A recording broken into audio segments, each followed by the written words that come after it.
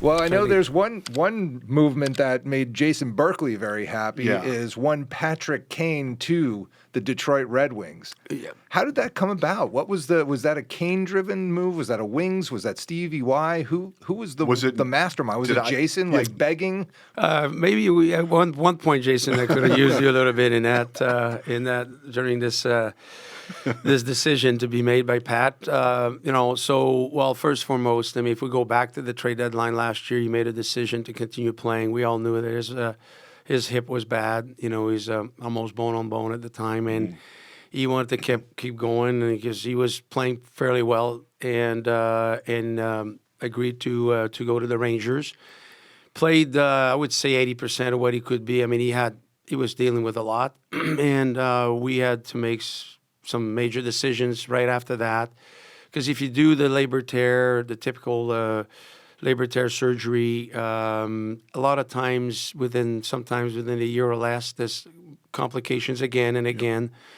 And this resurfacing became, two other players had it before, but based on his condition, Pat is pretty light. He's not like a 220-pound player. He never had any issues with that hip before, meaning never had any surgery. So there's no atrophy, there's no inflammation in the area. So we were convinced that it was the right way to go. And it's always a risk because no one else really has, other than Backstrom and a couple other players had that surgery. Backstrom recently retired. Yes. Not based on that, though, but so I give him a lot of credit because he went through the surgery with Dr. Sue, but after the rehab with Ian McIntyre was handled extremely professionally, which is, in my opinion, to about 80-90% of success. He was dedicated to great rehab. And I would say right around the plan was for us to explore our options at the right time. When July 1st, usually that's when free agency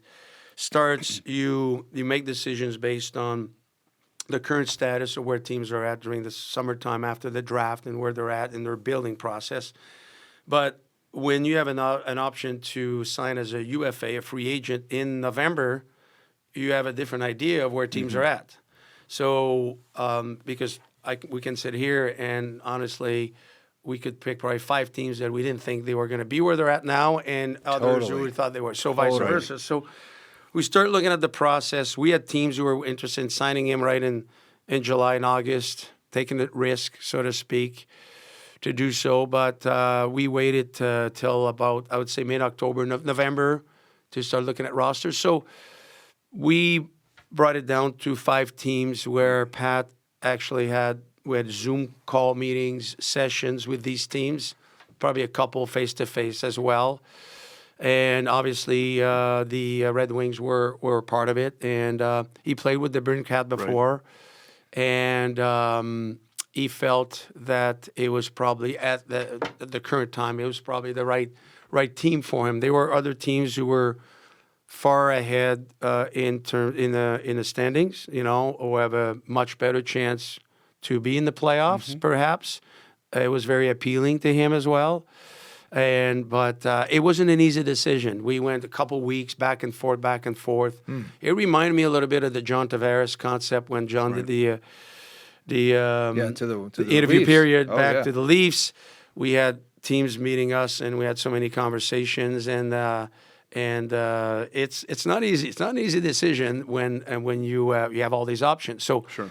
And I met with Stevie on Zoom and coach, and I would say honestly they all did a great job. All the teams, I can say, you know what I mean. Oh, they presented well. They are prepared for the most part. Maybe a couple teams more than others, but at the end of the day, he felt more comfortable joining the Red Wings, and we signed a deal that is only a 1-year deal till the end of the year anyway. So he's up again this summer. That brings up a question because right now obviously the Wings have played well, then they weren't playing so great, and then he had a kind of a very, very, very brief slow start, and he's been on fire.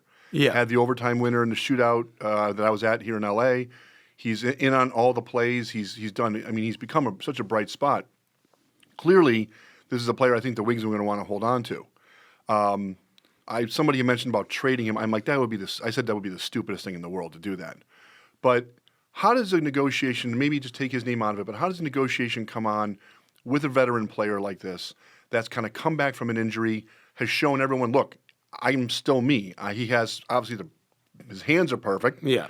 Maybe he's a little slower, but 90%, 95% of Patrick Kane is still better than 90% of the NHL. Yeah. So how do you negotiate a veteran like that for a longer-term deal? And is that a little trickier than someone who's in their 20s or early 30s? Well, for sure, but the concerns were about his health, first of all. Right. No one was concerned about whether he can play or not in terms of hockey IQ, his hands, and all that. It was, is he going to be able to skate? Is he going to be able to play after the surgery? Because it's a little bit like Jack Eichel, the ADR surgery, artificial disc replacement, so a little different. So most teams, every team was interested in Patrick Kane, but it was, what kind of Patrick Kane are we going to get? And I was very comfortable into telling the truth, as always, but about how he felt. And Patrick was very honest about himself. He kept saying, I feel great. I feel great. The more we were getting closer to November 15th or so, the better he felt. And he felt great. He was able to cross over. At one point, he texted me, he says, my shot is probably 15 to 20% harder than last year already because I can lean on the right side better. So all these little details, I was convinced. I say, if I'm a team right now, I'm going hard. But you never know medically. You don't know. You know, you get hit and all that. So, from that standpoint, now that he, and I didn't think he was going to be producing as quick as he has, because you're missing camp. You're missing 3 months of hockey. Ooh, I don't care who you are. Right. You come back after at 35 years old after an injury like this. And he didn't skip a beat at all. Yeah. I mean, he's a point a game almost, and he created so many opportunities the first 2-3 games. Although he's on the number one power play. Yeah, I mean, it's really it's impressive. He's impressive, very impressive. So now that we've seen what he is, after 15, 18 games, I'm not so sure. The biggest decision is going to be for Patrick probably this summer. What do I do? Because he's going to have options again, including the Red Wings, I assume. Yep, for sure. And what do I do? Because now it's the Patrick Kane that we know. Can we call Stevie right now and say a 3-year deal and just do it right now on the podcast? Is that? I doubt Steve is going to pick up the phone right now. It's only 3 hours. I'm sure he's up. It's only 8:40. I mean, he could do it. Stevie's hard to reach sometimes.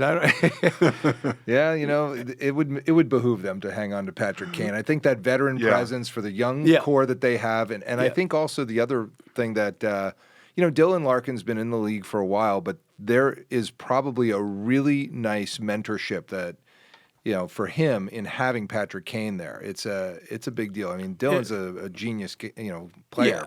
Dylan's a great player and a great leader, but everyone could use Patrick Kane in the locker room. 3 Stanley Cups, arguably the best American player that's ever played the game. Yep. And a great person, a great teammate. He honestly could help any team. Oh, yeah, for sure.